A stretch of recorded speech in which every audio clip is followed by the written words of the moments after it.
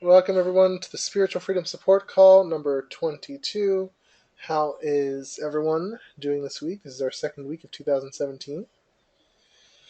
Yay. Which 2017 is going pretty well so far. What's that, Brenda? So far, so good. So far so good? Yeah, me too.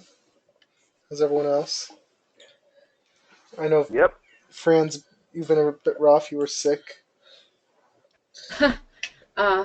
I don't think I can answer that right I now. understand. I know. I'm sorry. And But things will get better. Hey, well. And It's just go ahead. been a tough week, you know. I understand. Yeah. I'm still kind of in shock because I just found out less than an hour ago. Right. That's what's freaking me. I didn't.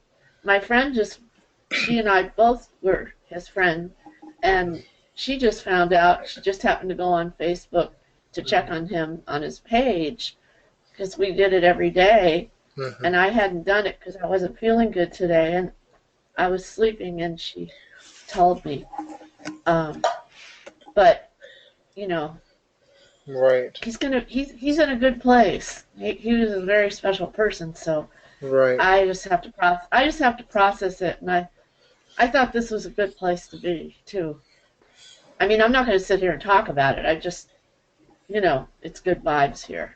Right. No, I totally understand. I'm really sorry. I'll cry later. It's healthy to cry, but it's funny because I had this question from the class, the recording that I listened to. Yeah. And then I was going to put it in a discussion, but I was so tired last night. And I told you I'd ask at the group, and it kind of, dovetails with anybody right here in this group now who was also in the class. Well, I want to say I don't want any class questions in the group because the class is private.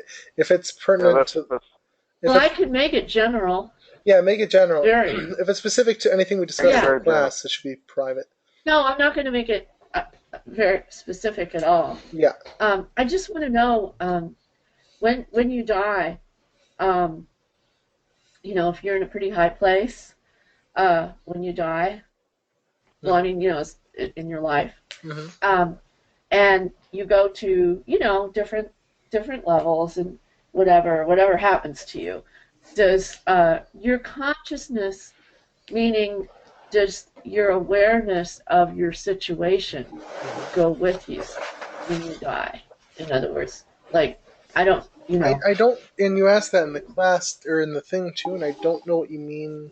Christine, maybe you can help me translate. I don't know what you mean by your consciousness or awareness of the situation. Do you mean the soul, or do you mean... Well, okay, like, what? Do you mean do you mean things that this person has done in their lifetime?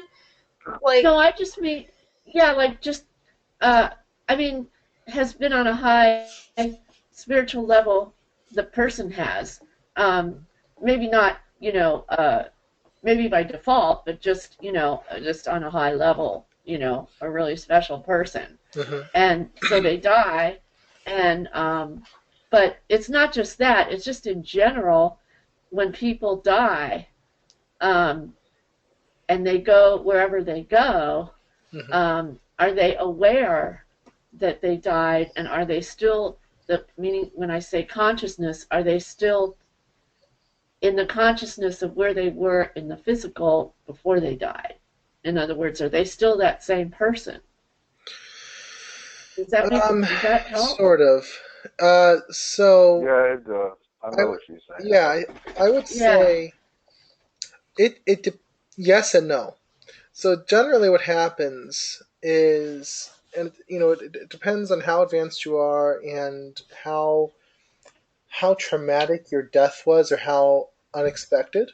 For unexpected deaths, people can often not realize they've died for quite a while, and they'll remain in the etheric. And people who haven't taken the class, you won't know what the etheric. It's just basically the buffer plane between the physical and the astral, but they'll stick around in the etheric for a while.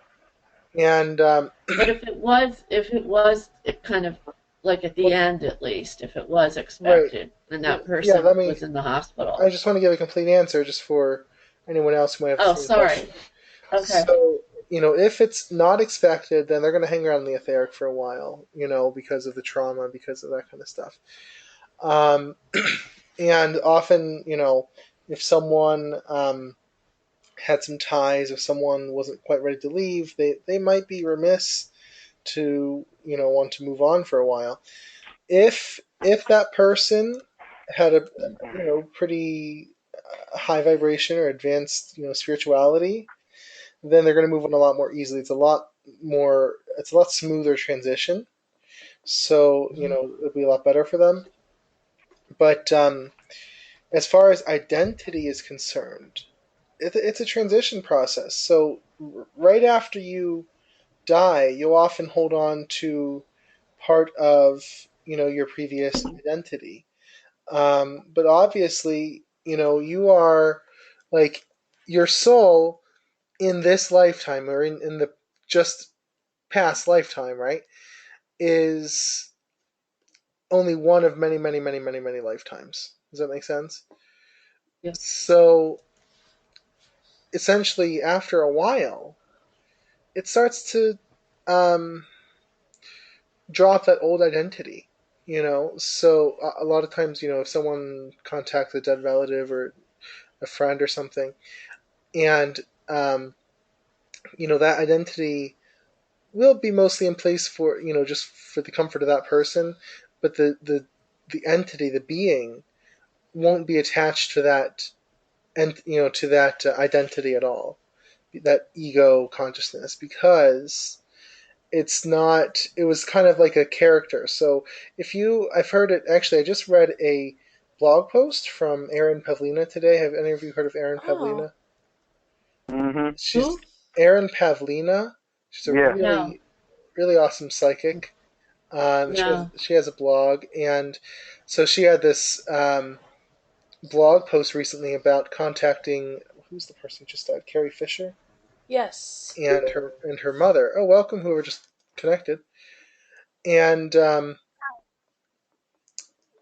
so she had this wonderful post about it, and so she was saying basically something very similar, that you know a lot of times, um, as you move on, you'll start to kind of align more with the unconditional love of the universe or of source or whatever you want to call it, of spirit, and not be as connected with your previous identity.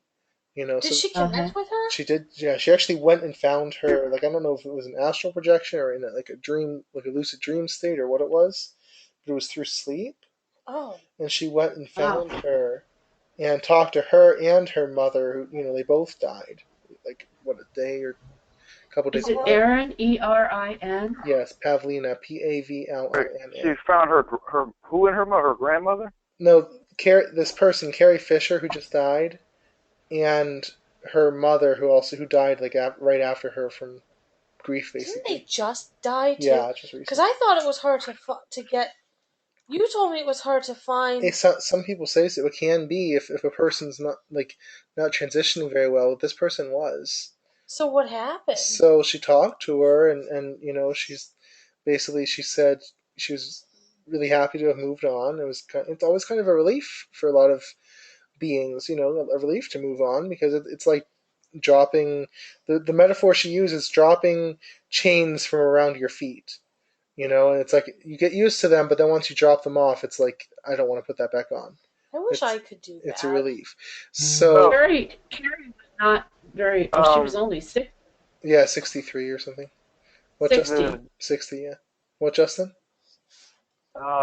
when yeah, I mean, you're a soul is a spirit forms a soul to come here, but basically your self, your real self, your spirit Your self higher self. is so what? Your higher self. Higher self is a combination of all of your experiences. Yeah. So you Yeah. Plus you more. don't. I mean, it's so So, yeah, they are so the same when they Oh, leave, but they're really their entire right. So, existence, which I is they're forgot. all of those. this was the metaphor So that hang on. This was the metaphor that Aaron used. I'm sorry, I lost my train of thought when I was talking. The you gotta, metaphor yeah. the metaphor she used is, imagine an actor who, will take all these roles in different movies, and their role in one movie might be completely different from their role in another movie, and they There you go. completely they completely redo themselves. They completely take on this role, and then once it's done, they're done, and they're done with the role, and they don't keep it. They're done. So your lifetimes are sort of like characters, or sort of like roles that you take on. You have, let's say for you, the Fran role, or the role of whatever you were in your last lifetime, or the role of whatever you were in the lifetime before that. And then once you're done, it's like, okay, now I'm the well, for you, the actress, or, well, souls don't really have gender, but that's another thing.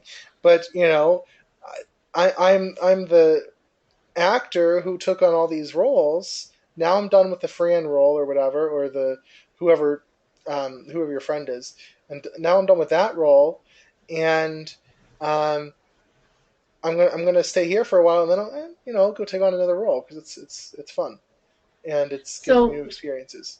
So, but they have the memory of all their previous roles. They have that, oh and so they're more than that. They're not. An actor is not defined by their role. It's just who they have to be for it, right? So it doesn't. It's not who they are, really. Does that make sense? yeah, sort of.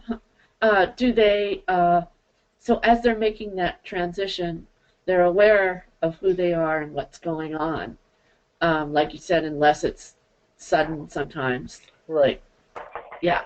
But if they knew, and if they're on a pretty high spiritual level, um, and then do they sort of get to choose when they want to go on to another role, to another life? Yeah, I think it's a mix of. I think they do choose, but there's also sort of sometimes their guides will come to them and just say, okay, it's Sorry. time now to go back, and then Uh huh. they'll connect with their guides, and with their other people in their soul group, and figure out what roles they'll have, and what timelines they'll play in, and what stories they'll play out, and it's a lot like planning a movie or a play. It's a lot like that, but So you it's actually. pretty well planned out. Yeah. It's very. Uh-huh. Yeah, but I mean, we have free will, so the timeline isn't always exact. You know what I mean? So you might plan on one thing, but they'll also plan on other possibilities, because the timeline might not go the way they think it will. You know what I Uh mean? huh. So Right. there's all sorts of. It's sort of a combination of writing the script and improvising. Because it's not going to quite go how Yeah. you planned. So that's sort of how it is. Isn't that exactly how Okay. plays are? Pretty much. Pretty much. But you can't really change the ending of a play in the middle of it. Yeah, that's true. This is a little more free than that. But so yeah, Okay. they choose all that. Go ahead. Thank you. Yeah. Justin, did you have anything to add to that? It's just more of a combination of. Remember, they have access to so much more knowledge. Right. So it's like, do Tons. they? I mean, do they get to choose? They get to choose, and they have already chosen. In other words, it's sort of like all encompassing, and then they have people to help them. So Right. Oh Hmm. yeah. yeah, they kind of do choose. Yeah. Yeah. Definitely. So it's definitely an interesting process. But they a lot of them will spend some time resting in the other world, and some will come back pretty quickly. It just depends. Yeah. But that's how it works. Any other questions about that? No, it makes sense. Okay. I wanted Heard- to. I've heard Go ahead. I've I've heard that like after somebody dies, they kind of remember their life on Earth, good, bad, whatever, and then it slowly dissipates, so they don't remember a whole lot. Right. That's what I disagree with that. If I they have. wanted to come back though to a loved one, they would need to remember, right? No, because remember again. So let's say like me and Christine, we clearly like we have a soul connection. We've been in other lifetimes together. But you know what I mean? Like we. So let's say like I don't know. Let's say there must be more. Let's say both of us died, and then we're planning our next lifetime. I don't have to remember her as Christine in order to say, "Hey, you're an important soul to me. I want to have another lifetime with you." And it might be, you know, a parent-child. It might be spouse again. It might be friends. It might be sisters and brothers or whatever. You know what I mean? It could be anything. You don't have to remember their previous identity, but I disagree with Brenda in that your soul remembers everything. The only time you ever forget is when you come into your next lifetime. Right? Right. It's No, a That's the you, only yeah, veil thing. yeah. that's the only time the veil is drawn. But You, But if you're yeah, spiritually yeah. advanced, you do remember. in the lifetime, You, Sometimes. What, no, Christine?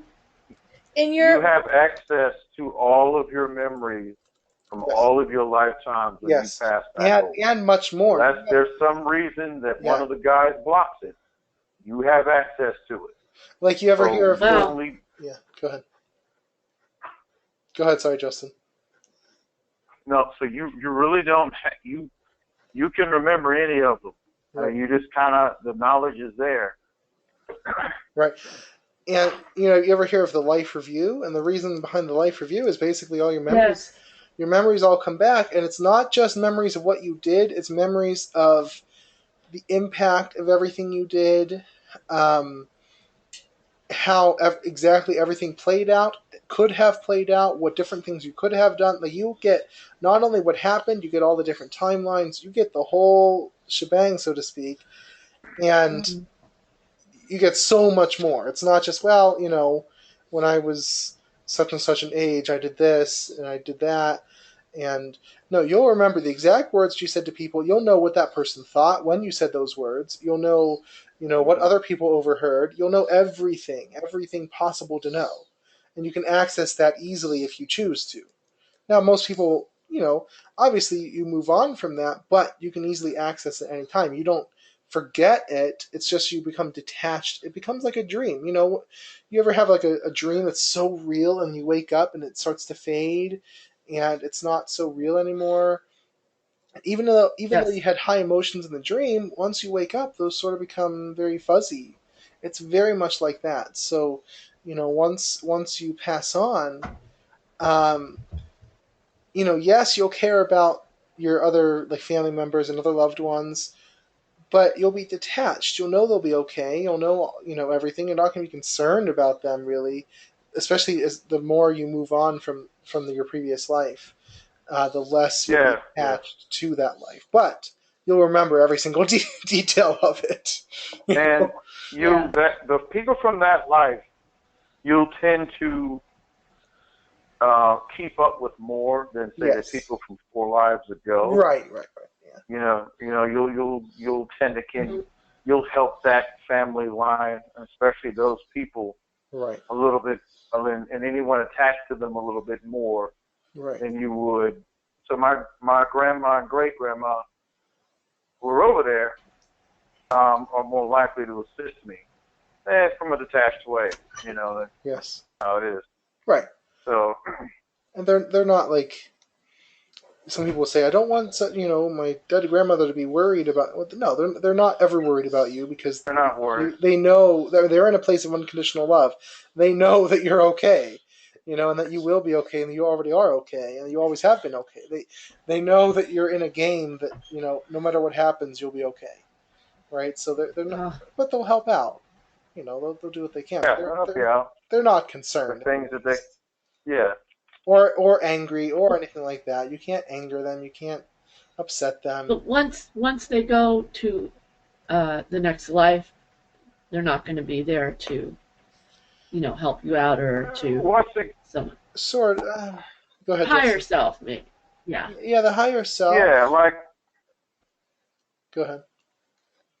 yeah, it's so some of me is still there because it's my higher self is connected to God. Right. So conceivably, if somebody were to have called on, if I called on, someone calls on, me in another life, I would help them as that self. Right. From because your we're higher self big, perspective. auric people, right? Yeah. Mm-hmm. So just enough of you is down here to have this experience Right. Right. You're without getting conscious. too Yeah. deep into it, because I don't want to go that deep. Yeah. Your consciousness is so much bigger. Like not even like most of your consciousness is over there, up there in the other side, and Or else, yeah. a very small part is here. So it's like a part of you splits off to go, okay, go live this life, but then part of me can still help over here, and part of me can still help over here, and do all this stuff and whatever. So it's so different when you're just energy, an energy being. It's so very different. Yeah. Yeah. And because we have the veil, we could be helping in other ways and Oh, not sure. even be aware of Sure. that. Yeah. Yeah. Yeah. Almost definitely. Almost definitely. Mhm. So, it's just how it is. So that's a really good question though. It brings me I want to announce. Do you have other questions about that, Fran, or any other follow up questions Uh, along the same line? no, not really. Uh, is Erin Pavlina? Does she have a blog? You She said does. Yes. so. Just you can Google her. Yes. I'm It's interested to see what hername.com. So she said about Carrie Steve Fablina Fisher. has one, and so does Aaron Fablina. what's that? Oh, you said Who? Steve. Yeah. Steve, yeah. Her ex husband Steve. Yeah. I don't Oh, Aaron's. I don't resonate with him as much. He's He's very a little bitter. interesting. He's in left. He's in left. He's a little what? He's way in left field. He's like He's in left field. he's so far He's in left out there field. It's like somewhere. What he's doing, to be honest, just out there. He really is. Just kind of out there. I met him. Did you ever? I met him once, Justin. I met him in Las Vegas. Oh my, really? Yeah, in 2010, I went to his conscious growth workshop, CGW. Yes. It was really good. And I met Erin. She's amazing. Gave us hugs. Yeah, they were both so. Erin's a incredible. good hugger. They were married at the time. No, they weren't. They weren't? No. No, I think they broke up in Brandon. 2009 or something. Oh, okay. Christine would remember better than me. Anyway, Or did they? Or was it 2013? It might have been No, they might no. have been I that. thought no. I think they were married at the time. I think they got divorced afterwards. Brandon, they were What? divorced. 2013 so they got divorced. Because I think they got married in 98. Yeah, I think it was afterwards. And I have Justin No. on my side. I'm almost I don't positive. know, because she had her own apartment. How do you know? Because you told me. But Afterwards. that doesn't mean that they were divorced. I know some couples They were that lived they were separate. at least separate. I think they don't were know. separated. I don't think they were divorced, but it doesn't matter. Okay, they might have been, but they were It not doesn't living matter. together. We're moving on. does it really matter? No, That's true. Christine will argue it to the end. You met them? Was Steve cool? They were Steve was really very, very nice. Yeah, very nice in person. Extremely nice person. But he's a lot like me. Honestly, he explores. He investigates. Nothing is sacred to him. Do you know what I mean? Like he will question everything. Yeah. But he goes way further out in left field than I do. He's I mean, he does polyamory. like that. Is he still? polyamory. It's an entire circuit too. Oh yeah, he does like. And I don't know. it's not just Go ahead. adventure partners and polygamy, or not just adventure partners and it's Right. a real like polyamory, like a real circuit. Yeah. Oh, And is he's into polyamory? Yeah. Mm-hmm. And then he does like I don't know if he still does, but he was really into raw food and all sorts of different stuff. Yeah. So and he was Is trying. it Pavlina? Correct, yeah. Pavlina. Pretty much how it's pronounced. So anyway, but they are both very nice people though. Aaron's incredible. They're both incredible. Yeah. But they both still have blogs. I was a moderator on his forum back around 2010, 2011, right? Yeah. And then he shut his forum down, and then that was done. But I made You were great. I made so many good connections through that forum, through that workshop, that I'm still friends with, today. So it was a really good time. But yeah, they're both very nice. So, but anyway, So I wanted to announce two things that most of you probably already know because you're on the mailing list, but whatever. Number one, Justin is joining us now as a reader, intuitive reader. So Congratulations, Justin. yeah, it's awesome. Thank you. Hey. Appreciate it. He started the training. I started last March in 2016, and took 9 months. And now he gets to choose which services he wants to do. So he's going to do phone readings and email readings. We're kind of splitting it up because he's doing phone and email. I'm doing email and chat, so it kind of works. And I think pretty soon after the psychic course is over, I think he's going to do some of his own courses, right, Justin? Yep. Yeah. So that's cool. Well, And he's officially helping out with. He's co-hosting the podcasts with us. We have the Co-Create Your Life, which we just restarted or continued or something last weekend. recontinued. Recontinued. Recontinued. I love it. And then the Resumed. Thank you. That's even better. The Unseen World. We have a new podcast, The Unseen World, which is a psychic, paranormal, magical podcast, metaphysical, whatever, that we are starting hopefully this weekend, if everything's in place. Justin, I mean, not to give too much away publicly, I am getting a voiceover recorded for the intro because I really wanted to be nice and professional. So I found this really awesome lady, New Zealand actually, she's from, who's going to do the voiceover for the intro. And I don't know what we'll do for the outro yet. I just thought of that today. I'm like, oh, I didn't think of the outro. But yeah, so I'm excited. She showed me the script today. It's similar to the one I showed you, but it'll be a lot of she fun. did? He didn't tell me about this. She did, yeah. Suitably creepy. It was good. Suitably creepy, yeah. So it'll be. I'm really excited for that. You have to show me. I didn't even know about this. Yeah, I figured I'd show you once it was all complete, but I can show you the script. Okay. So, but yeah, she showed me the script today, and it's funny because when she's working, I'm in bed, and when I'm up, she's sleeping because we're 12 hours. She's in, like, where is she? Thailand or something. I don't know where she is right now, actually. What's she doing there? I have no idea. Whatever is 12 hours ahead of here. That's where she is right now. But she sounded really good, so I wanted to do that. So yeah, we're starting hopefully this weekend is my goal. If not this weekend, the next. But I'm really, really vying for this weekend. The Unseen World we're starting. I think we're going to do it. I'm thinking we're going to do our first one on how to contact your spirit guides is what I'm thinking is a good topic for the first one. Do you think so, Justin? Yeah. I mean, that's for the first one? Yeah, I don't know. I mean, it's a very basic, like, I don't know. If you have something better, suggest it. It's just very preliminary. Yeah, I was thinking. So let's just very figure basic. Yeah, I think a basic intro into the psychic abilities. But I mean, either way. Yeah, so we'll figure that out. Something will be something. so we'll figure that out. There was excuse me. There was a person that came in, and it said Ruma, R-U-M-A, and then it said she had left, or is that supposed to be Rhea, do you think? I doubt it. No, it's still right. I'm sorry? That's correctly. I was on my laptop first. Now I switched over to my so that's hi. Welcome. Hello. Glad you can join us. Just interrupt us if you have any questions or any comments or anything. Feel free that's to interrupt Ruma. us. Oh, okay. Yes. She connected on the phone. I do have a question. Yeah. Are you near your microphone? You're a little bit muffled. Yeah.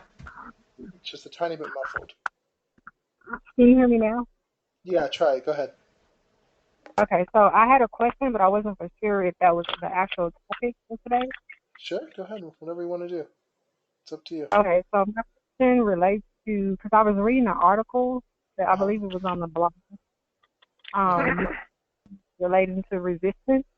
Yes. Like when you're doing law of attraction and then you're trying to create what you want, but you're still, I guess, responding to resistance, but Right. also it said that you should also embrace the resistance versus, I guess, ignoring it. And I was trying to see what's the best way to go about, like, I guess, embracing the resistance. Sure. Okay.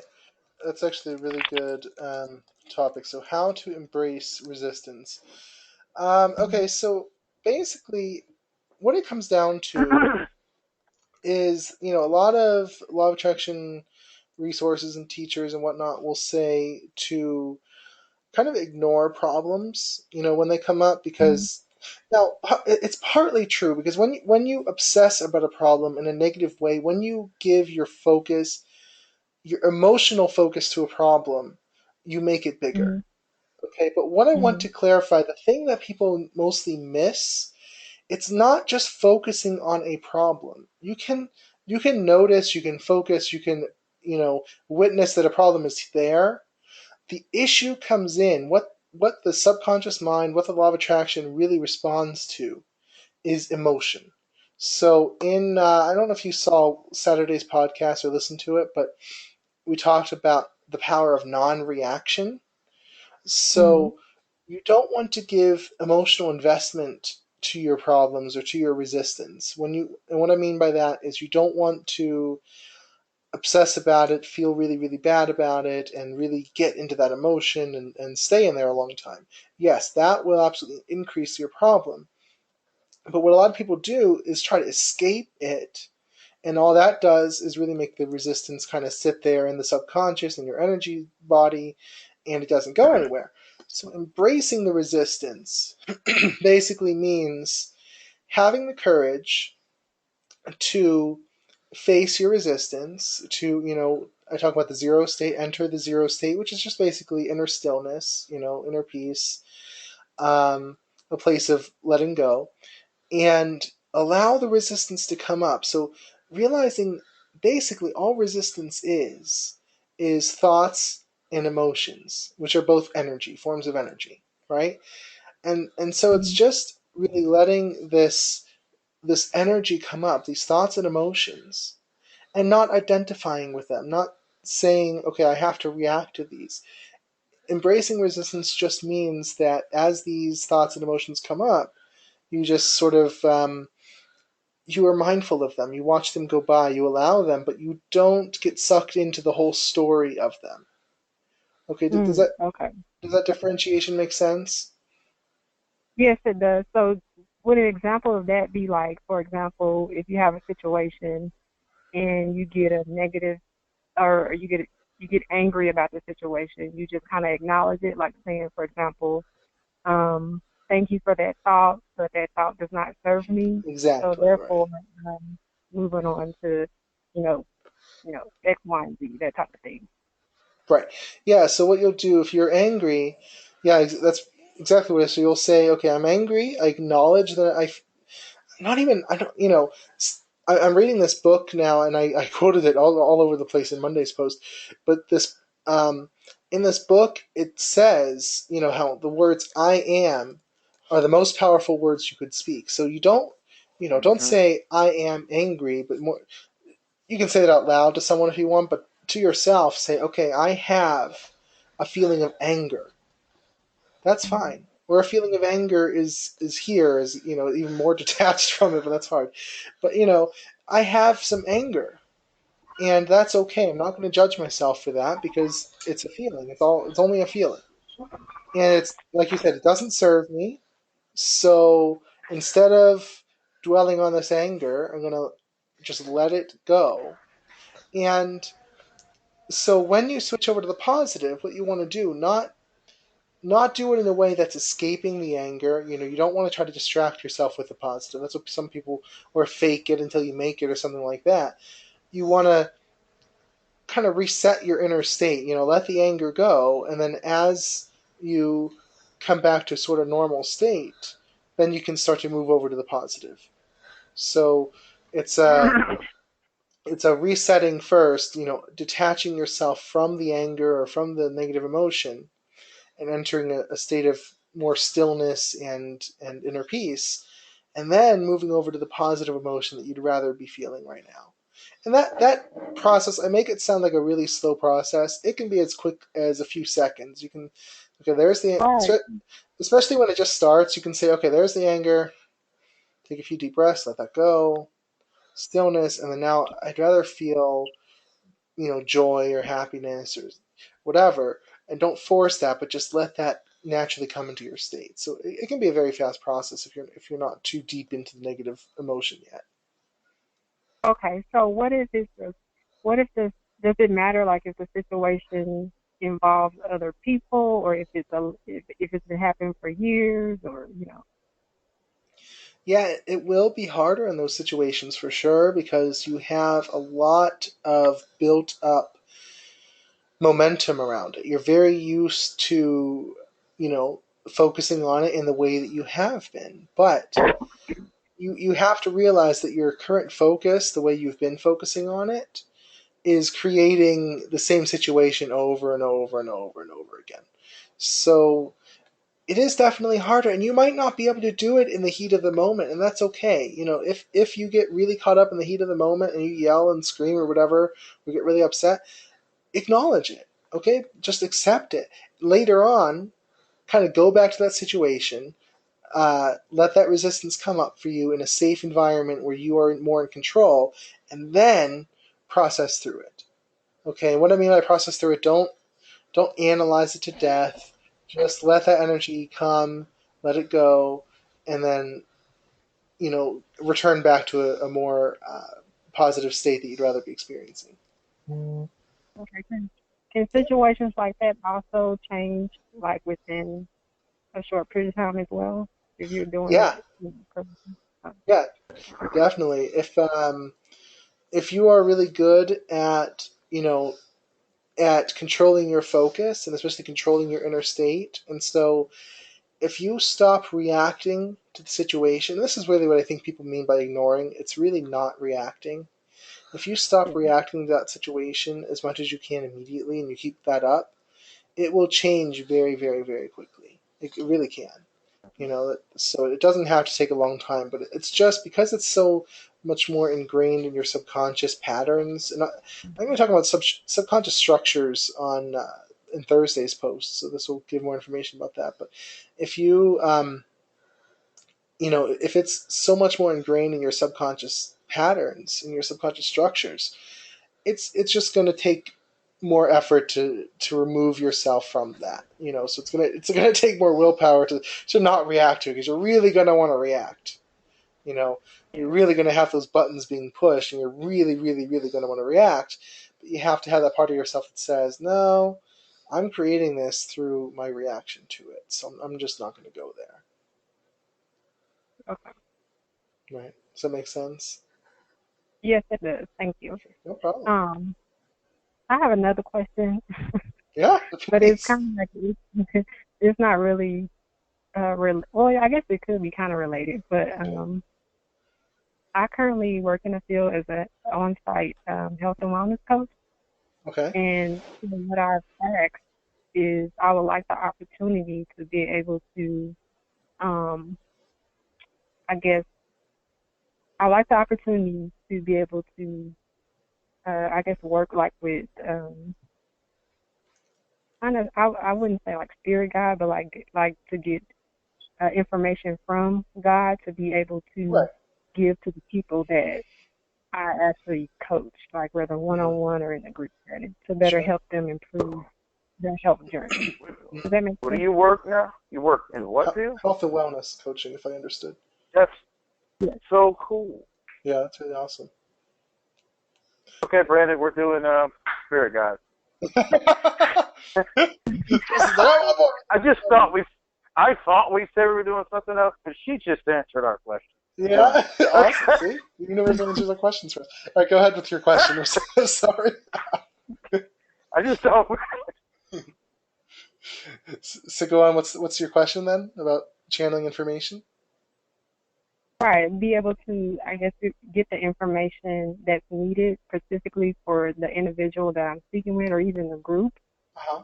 so I can be able to deliver it to them effectively and they can take it and then help improve their own health and wellness journey, if that Right. makes sense. So it's kind of like it'll be a I guess a better lack of word, like a sacred sacred information that I can give to them that Sure. they specifically need to better help them improve their health.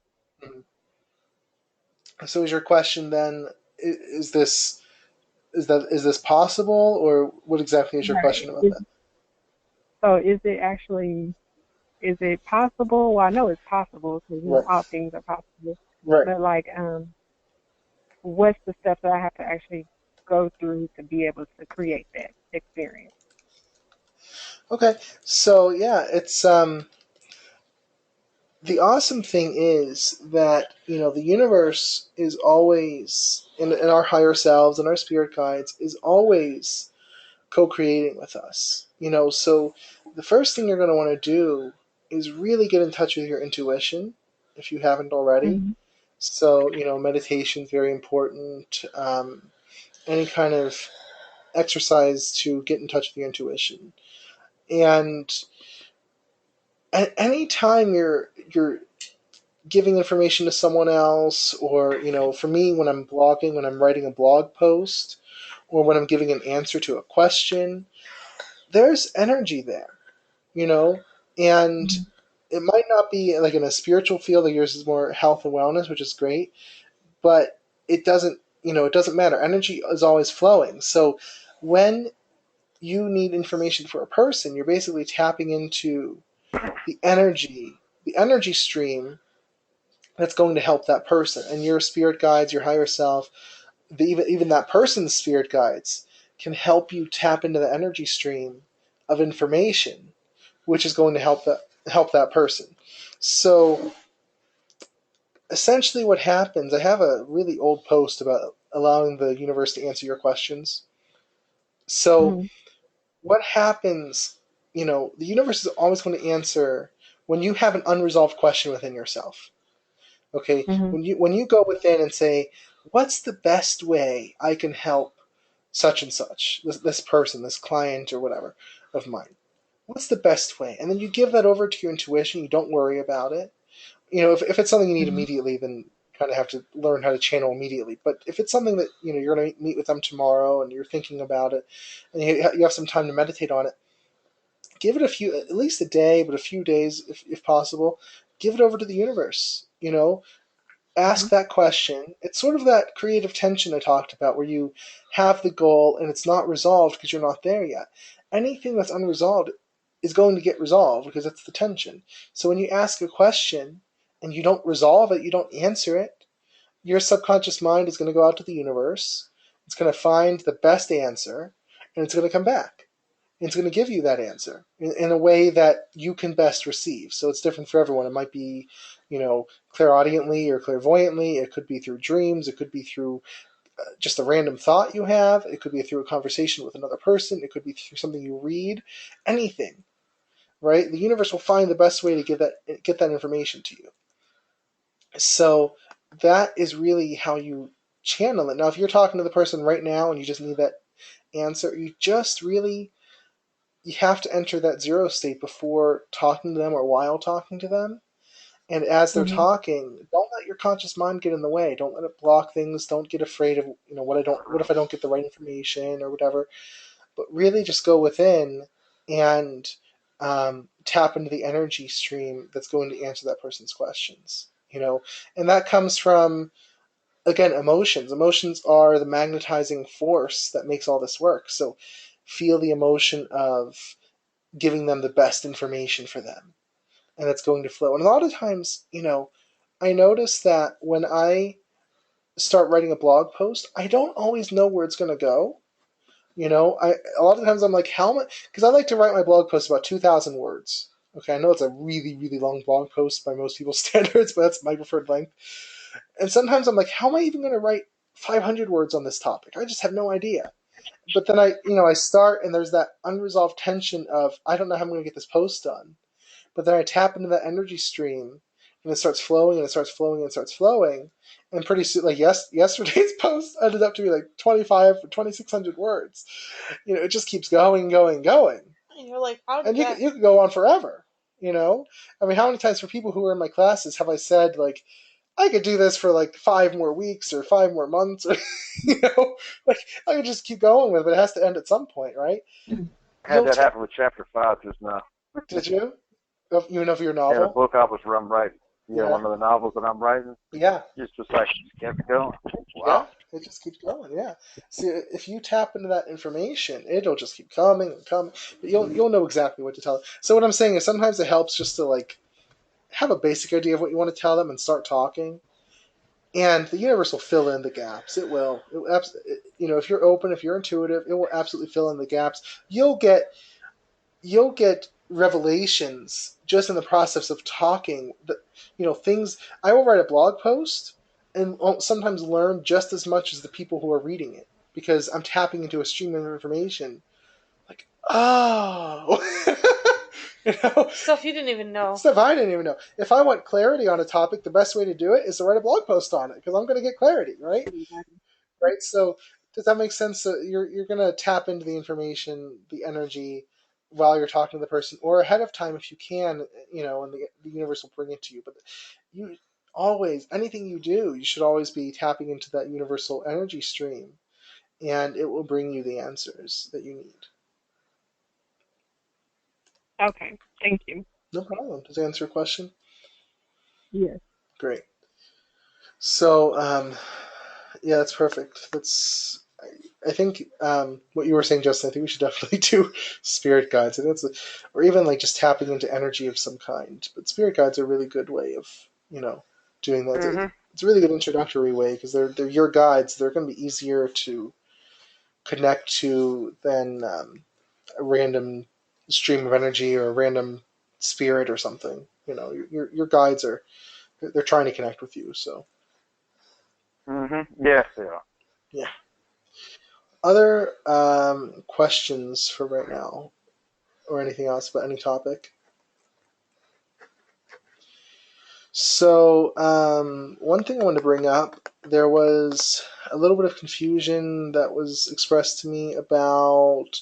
Okay, so a few months ago, actually, it was not as long as I thought it was ago. I wrote that blog post about the active versus the passive path. Everyone remember? Yeah. Yes. Right. So the magical or magus path versus the Zen Oh. or hermit It's being path. brought up now?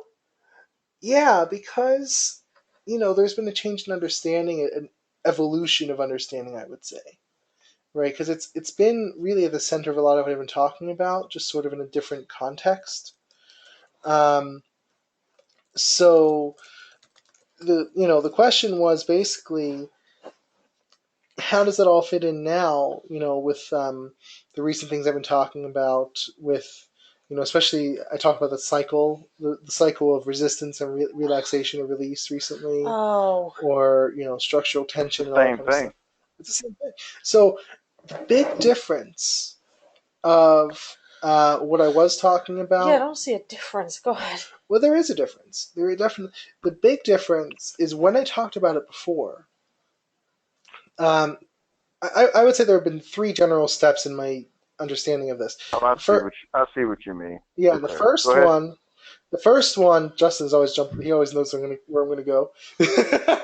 But the first one was basically they're both pretty much equal, and it's up to you which one you want to follow. Right? They're both going to equally work, but it's really your choice which one you would like to follow, right? So would you want to follow the Magus path? Do you want to follow the Hermit path? It's really up to you, and you're going to get maybe a bit of different results, but eventually the same, right? That was kind of our first conclusion. And then, I really started through my experiences I had been having. I really started um, understanding the magical path as sort of the preferred path to really get things moving, right? Because and that's when I started to bring in the next level goals versus the current level goals, right? So, with next level goals, if you remember, that's a goal that, and I think this Thursday's post on subconscious structures will kind of complete that nicely. But next level goals are goals you just don't have the subconscious structures to achieve yet. You just don't have, you know, um, I've been comparing it a lot to playing an instrument. I play the piano on occasion anyway. Yeah, when you want to. When I want to. And, you know, sometimes, a piece of music is really, really easy to you, right? And that's like a current level goal. It's just really easy to you. It's not, you don't really have to go through too much. Yes, you have to kind of, learn the notes and get it under your fingers and, develop the muscle memory. But technically, the technique, there's nothing difficult, right? It's just very easy. So and easy means something different. And that's actually something I want to talk about maybe later, um, if we can. I'm going to write it down just in case. So, but a next level goal is, let's say on the piano, a piece of music that is just beyond your level. And it could be a little bit beyond your level, it could be way beyond your level. It's just something that you don't have the structures, right now in your muscle technique, in your subconscious, in your training to match that piece right now. You just don't have it. So it takes hours and hours and hours and hours of practice, right? To develop that technique. It just does. You can't just relax and just it'll come if I just don't really think about it. No, it won't. It won't. Right? So No. it's not going to come, right? So that's the next level goal. So, um, so my understanding was if you want to get to the next level goal, you're going to have to use the magical path, right? And that's basically where I am now. The only addition I've added is this sense of the cycle. So you have what I Which called, fits right into magic. Cycles. yeah, that's Yeah. true. I have what I call the resistance mode. You could also call it the tension mode, whatever you want to call it, where you are climbing that path. And I've used the word climbing because climbing kind of implies struggle. You can't climb in an easy way. I mean, it just sort of implies struggle. So you're climbing that path up to your next goal, your next level goal. And then the release mode, or the relaxation mode, or the completion mode, where you let go and let everything kind of stabilize at that point. So the magical path is that resistance mode or that tension mode where you're climbing and working up to the next level and struggling with the resistance and working with that and embracing the resistance. And then the release mode is when you just let go, and then your subconscious mind gets to sort of stabilize at that new level, right? At that new set of beliefs, those new structures get to kind of solidify, right? So that's the difference, is that both are actually necessary. You can't exclude either, because without the magical path, which I'm calling like the resistance mode, you don't. It's like if you play the piano and you never try to do a more difficult piece and you never struggle with it, you're just going to be playing chopsticks all your life, right? It's just how it is. You can't accidentally get good at the piano. You just can't do it. I'm sorry. Right. No matter how many prodigies there are, you can't accidentally get good. You have to practice.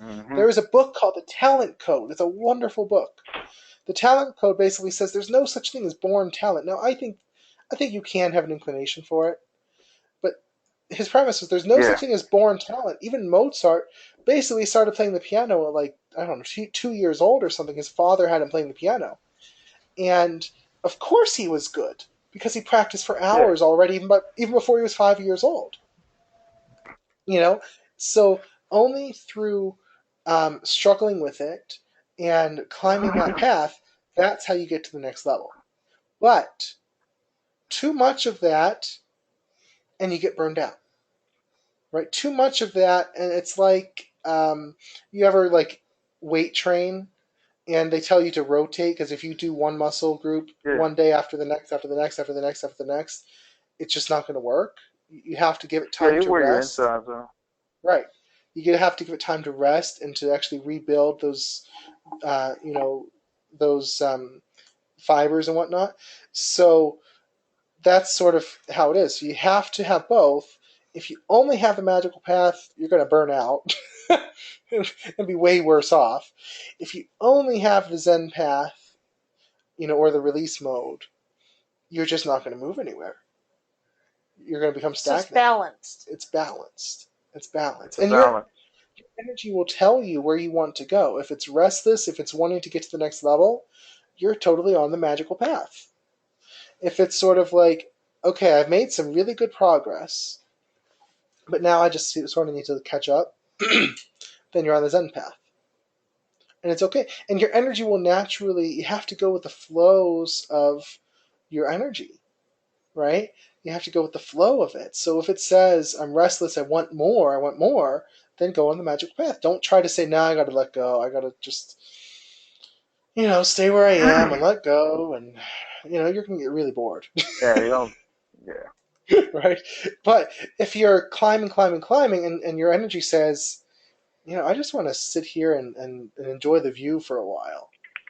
Don't keep trying to climb. Don't keep trying to work at it anyway. And, I want to get more. And what, because you're going to burn yourself out. Mm-hmm. You're going to let you lose your progress, some of it. And you need to save some of that for when you absolutely have to. Right. So when you got to get that school project done, right. Your energy says, yeah, I know it. I just did it. And your energy says, I want to take a break. You can tell it, hey, listen, I've been saving this. Right. So your mind automatically knows, and your energy automatically knows, okay, all right, fine, I'm going to keep pushing till the end. Then we can crash. Yeah, that's just and that's kind of what you do. But if you wear it out all the time, you won't have that left. Exactly. Remember how a lot of people say they work better under pressure? Yes, I do. A lot of people say that. There's a reason because of that tension, that resistance. People don't know what it is. It's that creative tension. Right. It is. Yeah. It's that creative tension. Okay, I got to have this out tomorrow, and I'm gonna. It has to be done now. If it's 2 weeks in advance, and it can happen tomorrow. Tomorrow it can happen tomorrow. For me, I blend it, but because I like to keep. Now you can't run a marathon like that. So those people who work best under pressure, they will crash. They have to set their own deadlines. That's what whether it's in a year or whatever it is from now, or 6 months, 2 months, or whether they happen to be at work one day and have a nervous breakdown, they will crash at some point. And they just don't know it yet. You see that with people. Yeah. They keep working, and they just get more and more and more stressed, and you see the tension just eating them up because they're not giving it the release it needs. Right? And their insides are shot up. They don't have the lubricant there. They're worn out. Right. So those channels are blown. They can't give it the release. Right. So yeah, that's why you need the balance. You need, you need that tension. You need. My new catchphrase lately has been, get comfortable with discomfort, because it is part and parcel of the creative process. It just is, and that's why you can't just feel good and that's it. That's great for your goal. Yeah, that's going to build the tension for your goal. But then once you let that go, guess what? All your resistance is going to come up to the surface. Because telling your subconscious mind, hey, I want to make more money. I want a healthy relationship. I want my dream job or whatever. It's going to say, okay, that's nice, but what about this? What about this? What about this? What about this? And it's all going to come to the surface. And that's the process. That's the struggling with the resistance and embracing it and saying, all right, I see you. I'm not going to give you a reaction. I'm going to accept you. I'm going to let you go. And after I do that, I'm going to get a new level because of that. Mm-hmm. So I'm going to welcome that resistance, not to try to escape it, not try to distract myself, not try to, get away from it somehow. I'm going to actually face it, turn into it, move into the resistance, not away from, and let it just come through. Right? So that's the difference. And then through that, it's, again, I love the example of playing the piano. I do actually have a post where I compare all this to playing the piano. Remember that, Christine? Yes. What playing the piano can teach you about the law of attraction. Yes. Yeah, that's way back. But I love the metaphor because it tells you, when I'm learning a new piece, parts of it are very easy, and I barely have to focus on them. Other parts are really hard. And here's the great thing about the subconscious with like a musical instrument or something. I will work at it for, let's say, a half an hour to an hour, and then I will struggle with it, and I will try to. The one thing I learned from that book, The Talent Code, is make sure the last few times you play a part, you get it perfect, right on note perfect, even if you have to play it at a snail's pace. And then Yes. when you drop it and then you go to bed, this is just like manifestation. When you drop it and then you go to bed, your subconscious mind is going to build those neural networks, and then you come back to it the next day, and guess what? You're better. Maybe you're not perfect, but you're better. It's easier to play it perfectly. But the awesome thing is sometimes is if you struggle with a certain section of a piece that's really difficult for like a week, and then you drop it for a few days, and you come back and it's like, why was that ever difficult? It's just so easy now. Why was that ever difficult in the first place? Because as you dropped it, your subconscious built those neural networks, and so it became easier.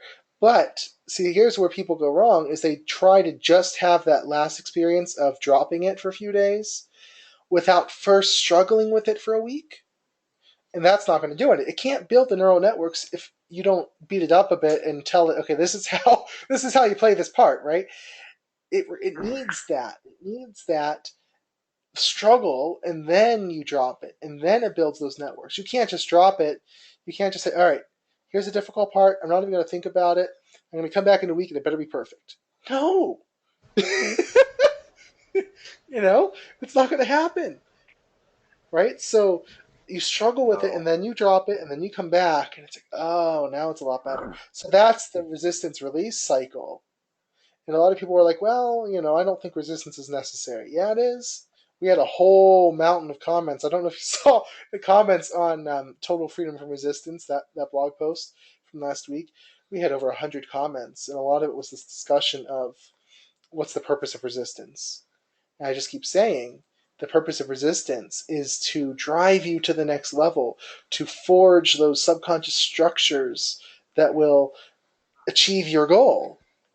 And we need resistance. We're not living in heaven. Right, yeah. Well, I mean, you're not in the other side. You're not in the spirit world. Yeah, it's like, this is why we're here. And it's. Right. I think there are some people that expect roses and. Right. It's like, this is not why we're here. Yeah. Right. It's like, obviously, we're meant to have contrast. I mean, yes, right. We can enjoy life, but we also have to experience contrast. Right. Yeah, you can have the happiness, obviously, be happy, be enjoying life, but your energy is always going to want to be pushing you to the next level and then resting. Doesn't mean you have to suffer or something. And then pushing you to the next level and then resting. And then pushing you to the next level and then resting. And then pushing you to the next level and then resting. You know what I mean? So that's how it works. That's the process. It's just the cycle of life. It's why we came. If we didn't want that, huh? Go ahead, Justin. I'm saying another neat trick is to be on some of these what we're doing, like coaching calls, podcasts, and reading stuff. Right. Because you will see some of the same trigger words over and over again, and they will get you to help release. Because sometimes you'll get stuck and not realize it, and then suddenly you'll see something go, Right. So that really actually helps right. You feel your resistance. I like to say that the universe is a professional button pusher. It will push your buttons until you don't have buttons to push. Its job, and that's the thing, people, we're supposed to feel good. Yes, but when you have resistance, the universe wants to actually push your buttons because that's the way to growth. It's the only way to get tested and pass your test. Right. Like, it's going to push your buttons. Crucible. Right. I mean, if you have a button to push, it is going to come up to the surface eventually. It just is. It's what the universe does. It's how life works. This is how this earthly experience was built, was constructed. Was that, you come and you have these experiences and you have these limiting beliefs that come up, and your buttons are pushed and pushed and pushed and pushed and pushed so that you can change and grow and become the person you want to be. So that's the forging process, the process of struggling with it to get up to that next level. It's how diamonds are created. Yeah, I love that metaphor of diamonds. It takes like intense pressure, and I don't even know how many years, just even, I don't know, century. I don't know how long it takes to make a diamond, but a long, long, long time, and of intense pressure. If you take away the intense pressure, you don't have a diamond, right? So it's just how it works, right? Questions about that? Cool. I have a, I'm I have a sorry. question. Yeah, please. I think you said that. I think the phrase that you used was first there's resistance, then there's the blessing. Is that what you said? First there was resistance, and then there's what? I'm sorry. The blessing. The Is that what you blessing. said? Yes. I don't recall. I did say in a comment that resistance is a blessing. Oh, okay. Maybe I heard it. Okay. It was in a comment though, not in a blog post. It's, Okay. but it's sort of because it's, you know, I would say the resistance and the release. The resistance opens up the new opportunity for you to expand. So resistance is a challenge inviting you to expand. Okay. Okay. Actually, I like that. So One of the yeah. You just gave him a new quote. I like it. That's awesome. Resistance is a challenge inviting you to expand. It is. Oh, that one, yeah. Yeah. What were you going to say, Justin? No, that's I think somebody else. It was a Roman emperor that said, or a Roman officer that said the greatest thing God ever gave me was an enemy. I guess Was that it was enemy? Yeah. That's true. yeah. I guess that's similar to the resistance. That's true. It's yeah, definitely. It's very true because just like, and I keep saying this, when you read a book or you watch a movie, you don't want a movie with no conflict. No. Like you need that conflict to make a good movie. Especially the worst villain in the world or something. Right, like you need that conflict. Otherwise, it's just sort of boring. Okay, well, they had that experience and that experience and that. And I've seen movies like that. I'm like, okay, what was the point of that? I read a book like that just recently, and I'm like, what was the point of this book? Remember? Oh Reading the yeah, Jewish book? yes. I read a book like that in high school, and I didn't realize it was just sort of a compilation of just random What was it? stories. I don't remember, but I thought it was like just really slow and was eventually going to get somewhere, and then I got to the end. I'm like, okay, it was literally nothing. Like, I wish I knew what it was. I don't. No, you don't, because it was really bad. No, because I'm curious if I read it.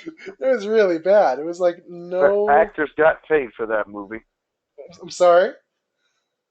I said actors got paid for that movie. I'm sure. No, like it was just a really bad book. It was just I was like, okay, And you had to read it in high school? I didn't have to. It was one of those. We had like Oh, Oh, we book, had not movie, a book. we had it was a book. We had like points we had to get by reading a certain number of books, and so it was because you had to like read throughout the year. Did Oh, you have a so you could program like choose. that? Yeah, you could choose, I and don't. they had certain books for me in Braille. Oh, you read it in I don't Oh, remember this one was in God. Braille or in audio. I don't remember, but it was just We did yeah. it freshman year, but I don't know if it was points or if it was We had like just. points. I don't remember. I Did you win anything? No, you had to get it for a passing grade. That was only my freshman year. Is what it was. No points. You just had to get a pass. No Because I was in the rewards. honors English, but it was only No, freshman it was year. the whole school.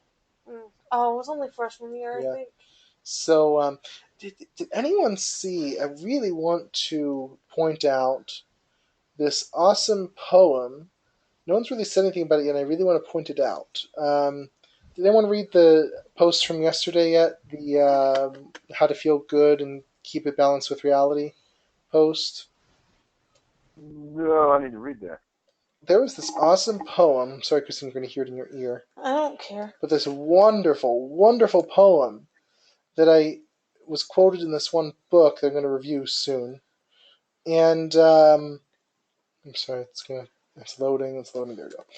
And it's by the poems by this guy. Let's see, named. I'm sorry, I'm probably going to butcher his name. Jesse B. Rittenhouse. Anyway, I have never heard of him. Has anyone ever heard of Jesse B. Rittenhouse? It's apparently a No. poet. But he has this poem No. called "My Wage." Okay, and it's this one. It's short, so I'm going to read it. So, and if you read the post, you'll have seen this. Okay, here's the poem. I bargained with life for a penny, and life would pay no more. However, I begged that evening when I counted my scanty store. For life is just an employer. He gives you what you ask. But once you have set the wages, why, you must bear the task. I worked for a menial's hire, only to learn, dismayed, that any wage I had asked of life, life would have paid. I love that poem. Because, any thoughts about it before I go into what it was? Good God, that is a great. Send that poem to me over email. I'm sorry? Send me that poem over email. I That will. is a fantastic poem. Isn't it a wonderful poem? It's like I want to. If I could see, I would get like a poster of it. Read that? Who had? The guy who wrote the poem is named Jesse B. Rittenhouse, but it was in a book I was reading by another author. That's amazing. It's an amazing poem, isn't it? Yeah. Christine's like, whatever. I'm not into poetry, so. Christine's unimpressed by poetry. I'm not into. Christine, I'm not really into poetry either. But Yeah. I like some poems. I can feel that poem. Yeah. Yeah, Yeah. I get it too. But I love that because it's the point basically is, for anyone who's in Christine's camp, is that if you ask for what he said, a menial's hire, so like barely anything, that's what life will give you. But he realized he could have asked for anything And didn't get it. and life would have given that. It sounds like he wrote it on his deathbed. No. No, not the author. I mean, the guy in the poem. Like, Oh, yeah, I know. like I realized I could have. Right, exactly. And then he regretted it. I don't know. But it's like, you can ask for anything. You can ask for anything from life, and it will give it. But how many people are there who give or who ask next to nothing? And that's what they get. Because the universe doesn't give, generally, more than you ask for. You have to ask. You have to make the request. You have to set the goal. Mm-hmm. And then it will happen. Make the request or, yep. It was or when I was... ask for the thing that allows you to really take advantage of your, right. ask for. When I was reading into like the Sedona method, one of the things Lester Levinson said is that big things are possible. It's just people don't dream big enough. That's sort of the point of this poem, I think. Like, most people, and this was always sad too. I don't know if it was like this for anyone else, but growing up for me, I was always saddened by the people I saw around me who obviously did not enjoy their lives. They didn't like their work. They didn't, they barely got by. And I said, I don't want to live that life. I refuse to live that life. And that's why, like, I would not get a traditional 9-to-5 job because I knew I went and I tried. You guys know my internship experience. I tried it once. Didn't work for about, 4 days? 3 days? Yeah. Didn't work. You tried a couple weeks, I think. Huh? Didn't you try a couple weeks? Maybe a week. I don't know. Yeah. I don't know what it was, but it wasn't long. But you did try, though. I did try, but it wasn't my path. It's not my path. I from childhood, I said I am not going to live like that. I'm not going to live in a safe zone where I get a paycheck every week and then I grow old and retire and die and that's it. Like, I'm not going to do that. I'm going to live my passion. And most people don't realize they can do that. Most people don't ask that from life. They just ask for the minimum. And how many people will say, I don't want much, I just want enough to get by. Why? Why? if that's really, really, really what you want, but so many people are like guilt ridden almost. Like, I can't ask for very much. I just want enough to get by. You know, why? Why would you just want enough to get by? That's Mm-hmm. crazy. Like, enjoy life. It's meant to be enjoyed. And I know this is coming on, just after I was talking about resistance, but that's the process of getting there. Obviously, it's not easy. I'm not saying it's easy, but And go I ahead. just wanted to have that same poem that you read. Yes, It's in the book is called Think and Grow Rich by Napoleon Hill. that's not the book I got it from. He might have quoted it. Is that where? That's what I'm saying. That same I remember reading that same poem in the book. Oh, did you? The one I got it in. Hang on. The one I got it in. Of course, I'm not going to find it easily. Of course, I'm not. Yes, I am. No, I'm not. It's called Move. Let's see. Moving through parallel realities to achieve your dreams. Hang on. Or parallel worlds. Let me look it up. By Kevin L. Michelle. Hang on. You can get it in your post. Yeah, it's in my. Oh, true. No, Oh, that's it. I was just saying that. Moving through parallel worlds to achieve your dreams. That's it. That's where I got the poem. But yeah, it might have been quoted other places too, for sure. Hmm. Thank you for that. I appreciate that. I will link to the Moving Through Parallel Worlds post or book. I have to find my notes. But yeah, it's such a great poem. I love it. Where were we? What was I saying? Christine, get me back on track. What was I saying? What were you talking about? That's your job to tell me. Oh, but About go ahead. some, I guess some people only want just enough to get by, and I think you were talking about Yeah, Oh yeah. yeah. A lot of people, like I said, just they don't ask for much. They feel bad asking for more than they really they they really need. It's like this need versus want thing, and you're allowed to have what you want. Oh, and I was saying, yeah, it comes after just I was talking about resistance, but that's how you get there. It's not. I'm not saying it's an easy path, but it's also not an easy path to shut down your desires. That takes a lot out of you, and I see it all the time. I mean, in my own family, even, and in most people, I see them. We have someone in Christine's family. I won't name who says all the time, she took on this certain career and says, I wish, like, if I could go back, I would have done what I really wanted to do. You know who I'm talking about, right? No. Yeah, you do.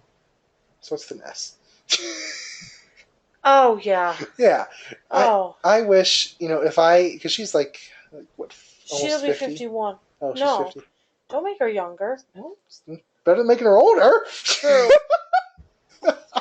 But anyway, she always says, I don't like my job. I wish I could go back and do what I really wanted to do.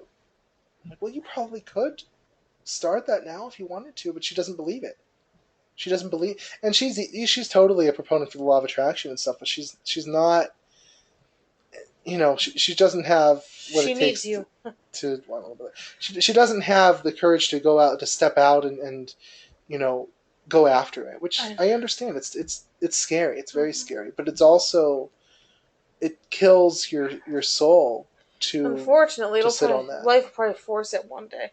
or her next life. Yeah. But it's sad for me when I see people not being true to their desires. That's really sad to me. So, but I just want to bring up that poem because I think it's so important. You're gonna say something? No. Oh, you just moved your head really quickly, like you're about to No, speak. I'm playing with my hair. Oh, Sorry. okay. Any other comments about that? So, I mean, just I have to just leave oh, go a ahead. call. We're having a gigantic rainstorm. It's like looks like it's going to tear the roof off. I thought it was the uh-oh. headphones, but I took them off, and it's not. Uh-oh, that's not good. Is it thundering? Is it Franny there? Sure to leave. Can everyone hear me, or did I just get disconnected? I No, can I can still hear you. hear. I'm here. Okay, good. Okay. Yeah, Uh, it's Hello. yeah. I mean, yeah, go ahead. Go ahead, oh, hey, Justin. friend. Oh, Oh, Fran's back. there was Okay. a She got there disconnected, was a not me. dropout. There was Okay. a. Did you mute me or something? No, I thought it was me for a second. No. Oh, Anyway, but yeah, leave if you have to. It's fine. I want you to be So safe. yeah, I gotta do some. It's huge out here. Yeah. Okay. Yeah, um, no problem. Okay. okay. Bye, everybody. Bye. Bye, Fran. All We're right, done. oh, friend. We're done in a few Bye. minutes Take anyway. Uh, care. bye. Bye. Bye, Mm-hmm. bye.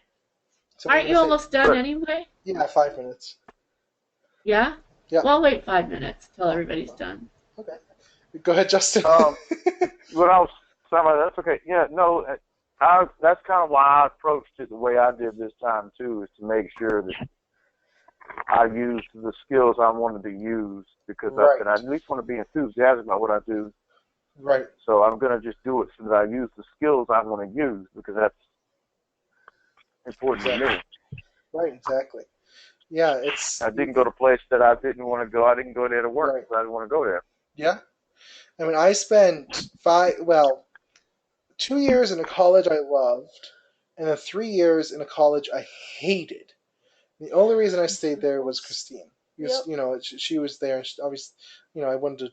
We weren't married yet until the final year, and I wasn't gonna leave her there and go somewhere else. But after that, I'm like, I'm not gonna do anything else that I hate. I'm not gonna do it. I can't. I didn't. It took so. And Christine, you lived through it with me. It took so much out of me, I know. didn't it? Really, the last year, the second year wasn't bad, right? Yeah, the last year is when it really, really. I mean, even the last semester of the second year, it was like the last year and a half was when it really started grating on me. Yeah. I got with momentum for the first year and a half or so, but after that, it was like, I just want to be out. And then once I was out, like, I am never going back to school. So, and I didn't actually, as you guys know, I didn't actually end up graduating. So, I always say it would have been a waste of time, except I met Christine there. Yep. So it was awesome. You found In me. I actuality. played hide and seek, but darn. Just kidding. The final thing, unless are there other comments? The final thing, interrupt me if there are. The final thing I want to mention before the end. I always try to go in anyway after the cuckoo clock goes off because I don't want to say goodbye in the middle of a cuckoo clock ringing. But the final thing I wanted to mention. This is what I wrote down earlier to talk about eventually. So I was talking about how, when you're playing the piano and it seems easy to you, or, you play a real difficult piece, or, struggle with a real difficult part, and you come back to it later and it seems really easy. In manifestation, Yeah. easy means something completely different for everyone, right? So, and that's really, I think, part of the core of manifesting is that your goal has to get to the point where it seems easy. It's like, again, back to the piano example. When you're playing a piece or when you're practicing, you don't want to go out there on performance day with a piece still seeming really hard to you. Okay? It can seem like a little bit challenging. I really hope I do well on that one challenging part. But you want to have confidence in it. You want to, basically it's going to be pretty easy. Ideally, you want to get it to the point where it'll just fly off your fingers, right? If there's any hesitation whatsoever, it's not going to be a good performance, probably. So with manifestation, your goal has to get to the point where it's easy to you, where it's manageable for you. And I've experienced this over the last few months, where back in October when I started the monthly goals, it was like the very low goal I had then was like, it seemed so hard. And then the next month it was like, oh, that's easy. Let's up it a bit. And the next month, oh, that's really easy. Let's up it a bit. And so what seemed hard before, then after a while seems easy. And that's what it has. That's the process of developing these subconscious structures. Is what it really does. Is it makes it easy for you. It makes it seem easy. Once your goal seems easy, you have it. It's done, right? Even if you don't have it yet, necessarily, it's done. So it's really the process of um, making it seem easy for you. Because if it seems hard, you still have resistance, you still have stories, you still have, things you're holding on to in opposition to your goal. But after you drop all that, your goal is going to seem like the easiest thing in the world. So, for, let's say, a millionaire, do you think it's hard for them to make another $1 million or another 100,000 or whatever? It's easy, right? Because their subconscious structures have developed to make that easy for them. That doesn't mean it's easy for everyone. It means it's easy for them because they developed the subconscious structures to make that easy. Does that make sense? Yeah. Right. Yeah. Yeah. That's really a lot of what it is, and I've seen that as I've gone through my goals. It's like, okay, it seems so much easier now, and then now I can do it almost without thinking. Okay, I just want to make a bit more money. Okay, it's done. A bit more money. Okay, it's done. And it's easy, and that's really what it is, making your goal easy. It's not going to appear, and that's the thing. Like once you get your goal, it's not going to seem like a big deal because it's done. You've developed the subconscious structures. Now it's like, oh yeah, I'm there. This is everyday life now. Everyday life never feels. I've said this before. Everyday life never feels extraordinary. It just sort of feels like, okay, that's done. That's what's going on, right? So that's very important. That's what I wanted to point out. Any final questions or comments before we're done? I have two questions that I Yeah, wanted to ask. sure. Okay, the first question has to deal with like I guess psychic wise. Because I've had readings done before, but I also wanted to know, is it true that they kind of pretty much go off your energy that you bring in? So the information that they give you is based off your energy, but it doesn't necessarily make it true, if that makes sense. Right. Did you read my post Yes. on divination a few No, weeks I ago? haven't. Okay, I would go back. I No. will. I would go back and I will answer it here, but I would. It's much more extensive in the post, and read the post on divination because I talk about exactly that. So basically, I think I do anyway. It's basically a psychic. All they can do is tune into the most probable timelines. You do talk about this. Did I? Good. I think so. I didn't know if it was just in the class, if it was also, yeah, I think it was in the divination post. Anyway, all the psychic can really do is tune into your most probable timelines, so that they can look at your energy and or it's your akashic records and say, okay, the most likely outcome for her is such and such, and that's on several timelines, but you can shift your energy and completely circumvent that. It's definitely it's not fate. It's not deterministic or that it has to happen. It's sometimes it's more difficult to overcome it than others, but Hmm. you know you don't have to go down that path. That's you are a creator. So the question, a lot of times the question comes up, what's a psychic reader, a psychic intuitive, aren't they really limiting my free will? No, they're just telling you what path you're headed on right now. Mm-hmm. And a Yeah. good psychic will tell you how you can shift that to go down another path, right? So, but that's the law of attraction. So that's creation. But it's Mhm. it's Or definitely yep. it's definitely you have free will. It's not fate. It's not a necessity. They're just reading the most likely timelines. Or they'll give you Okay. markers to tell you what to look for. Like, just do this and this. This is coming up. Here's how you want to Right. handle it. Right. They'll Exactly. do either what Brandon said, or they'll do that. Right. And it's just or they'll do the second thing, which is this is what you want to do. Because sometimes, it's right in front of you. But yeah, I mean, you have free will. You Right. don't really. Most people just sort of like fumble and stumble their way into it, anyways, and walk Right. down the path. Hey, you're going to run into that. Okay, and they just run into it. They don't have to. And They that's can go around right. it or And that's the great thing about, something. like, if you're an intuitive yourself, and for the people taking my psychic course, if you read your own energy or pull a card, from the tarot or something, and read your own energy around certain situations all the time, and you can do it in an unbiased state, like the zero state's very important. You can sort of navigate around those things yourself. Those obstacles, you can sort of navigate around them because you're going to see them coming. Okay, so the question I'll often ask, what will happen? You don't ask should questions, like should I do X, because the universe doesn't care. It's always a growth experience, so hey, whatever. But the question to ask the question to ask is, what will happen if I do X, and what will happen if I do Y? So I'll do what will happen if I do X and I pull a card, and I do what will happen if I do Y and I'll pull a card, and then I read the energy and then I choose. Right? The universe won't tell you, hey, you should marry this person or go down that path or take that job or whatnot. It won't do that because it's all equal. It's all really up to you. It's all a growth experience, right? So, but if you It's equal ask to the me, universe. it's all equal.